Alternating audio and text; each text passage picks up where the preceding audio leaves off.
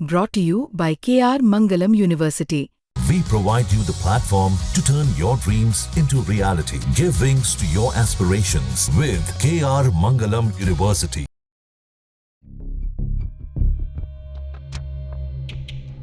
उनतीस जनवरी 2025 यानी कि मौनी अमावस्या के दिन प्रयागराज के कुंभ मेले में जानलेवा भगदड़ की 4 घटनाएं घटित होती है।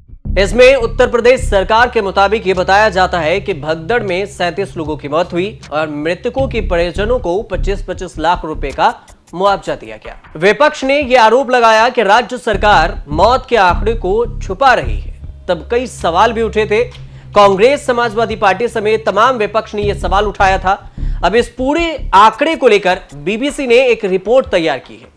बीबीसी के एक रिपोर्ट के मुताबिक भगदड़ की घटनाओं में कम से कम 82 लोगों की मौत हुई है, 82 लोगों की मौत। बीबीसी की रिपोर्ट को मोटे तौर पर अगर समझे तो उसमें यह कहा गया है कि भगदड़ में 82 लोगों की मौत हुई।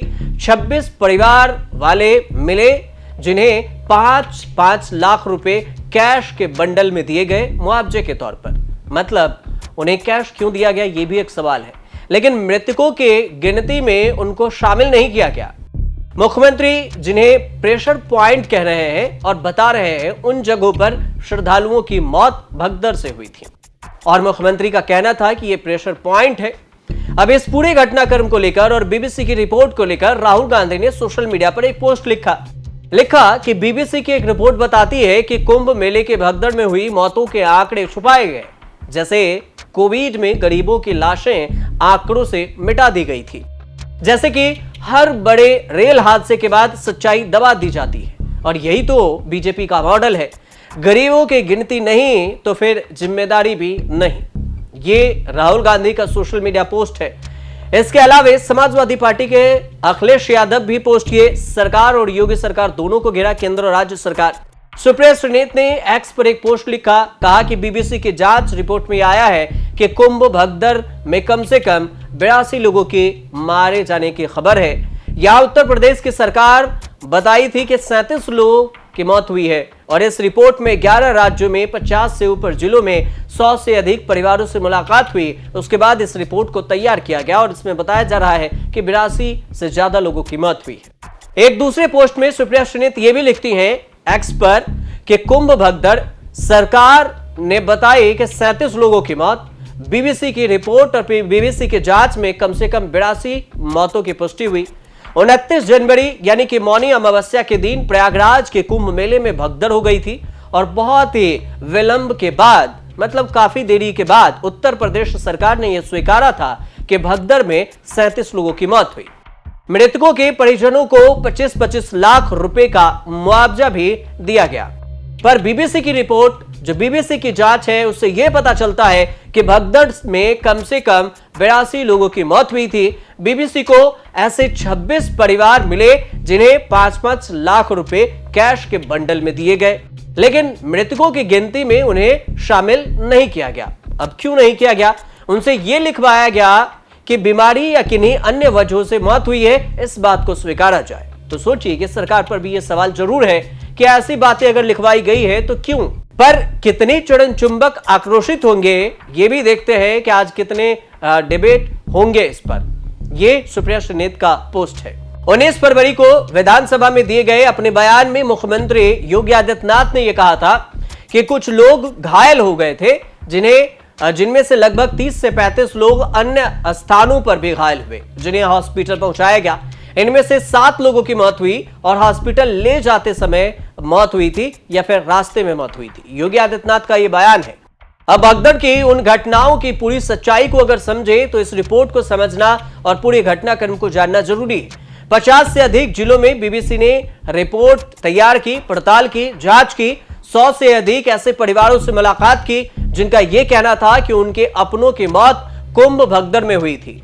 बीबीसी को मौनी अमावस्या के दिन कुंभ क्षेत्र में कम से कम 4 जगहों पर जानलेवा भगदड़ और उनमें लोगों की मौत होने के सबूत भी मिले।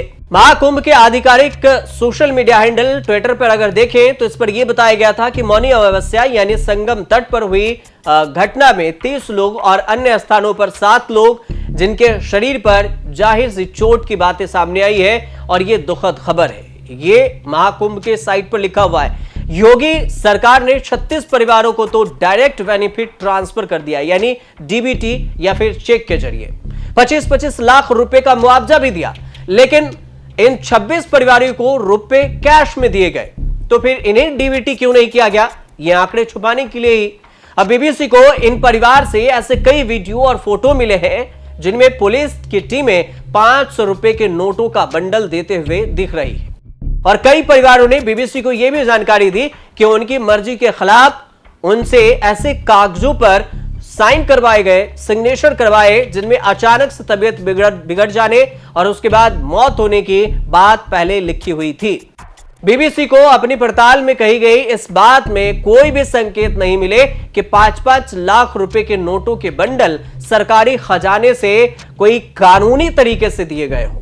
पड़ताल में यह भी पता चला है जांच में कि 26 परिवारों को दिए गए कुल 1 करोड़ 30 लाख रुपए कहां से आए यह भी नहीं पता, लेकिन सभी 26 मामलों में उत्तर प्रदेश पुलिस के शामिल होने की बात परिजनों ने कही है।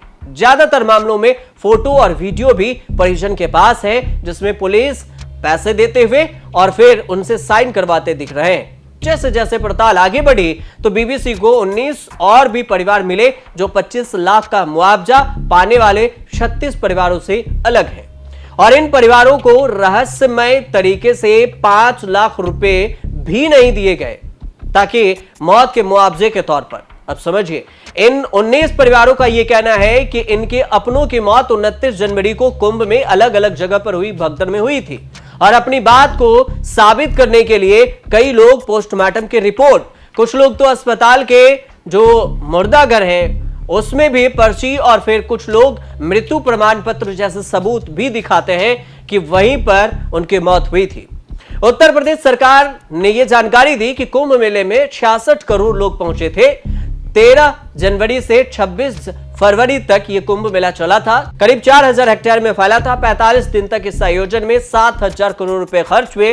मुख्यमंत्री योगी आदित्यनाथ ने यूपी विधानसभा में भी यह बयान दिया कि कुंभ के सफल आयोजन की गूंज पूरी दुनिया में लंबे समय तक सुनाई देगी। लेकिन सफलता के इस गूंज में ऐसे बहुत सारे लोगों के मुआवजा गुम हो गई जिनकी मौत कुंभ में हुई थी, भगदड़ में हुई थी। बावजूद इसके जो बीबीसी की रिपोर्ट की अगर माने तो फिर मौत जो हुई उसमें यह भी नहीं मेंशन किया गया कि भगदड़ में उनकी मौत हुई है, जबकि अन्य बीमारी की वजह बताई गई और उन्हें कैश में पैसे दे दिए गए। कैश में सरकार कभी भी पैसे नहीं देती, डीबीटी ट्रांसफर करती है या चेक के जरिए देती है जब ऐसी कोई घटनाएं हो। लेकिन इसी को लेकर सवाल भी उठ रहे हैं कि कैश में क्यों, ये कैश के पैसे कहां से आए, डीबीटी क्यों नहीं किया गया? तो मौत के आंकड़े को छुपाने की ही तो नहीं वजह थी। हालांकि ये बीबीसी की रिपोर्ट थी। आपकी अपनी राय हो इस पर तो आप हमें कमेंट में जरूर बता सकते हैं, और हमारे साथ जरूर जुड़िए, चैनल से संपर्क कीजिए और फिर सब्सक्राइब कीजिए। देखते रहिए न्यूज़ तक।